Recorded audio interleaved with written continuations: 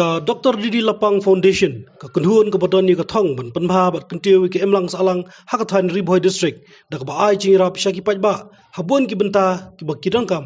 hak sandrik risau arjar fuai kalej ban IT kali syakachakari khun swet ka badan Mawsyntai ya ka blatep kum ka Ribhoi Presbyterian Synod Children's Home kani ka jinglej IT subhai kali kalong rengkar ka jingtemu ban pensuk ya kalej kawan jung ki khna ki basa hak tagit chaka kumju ki badai pej ki badai penyai ya kani kali lawan ban IT Dr. DD Lapang rusan perthai bak pauhmat na Ribhoi bolalong teng group menteri rang ba acela ubadai ju por chief patron kani foundation hakani ka singi lai donlang do moderator kani ki chakari khun swet reverence ke rempej kong blue ke bla chairperson ka DD Lapang Foundation reverence HL Marsing reverence BR Pamshong reverence KS Ronghang ba Charles Marngar secretary ka foundation lem kiwe pat kanong ko way ni kisni ka bansa jing kenmang haka history jong kasino kajumi kerpang na kabanta kanila children's home balay ngong kuta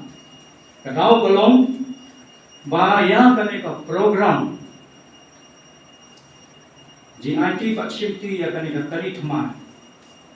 min report siya ka estate committee jong kasino bahkan rumru haka boy na ako proceeding jong ka sinot kajumi Nomor kata kalian segi kalong segi jauh kajing kemen, bat kajing syak kemen, nama pada ulai wala penong ni kalian segi,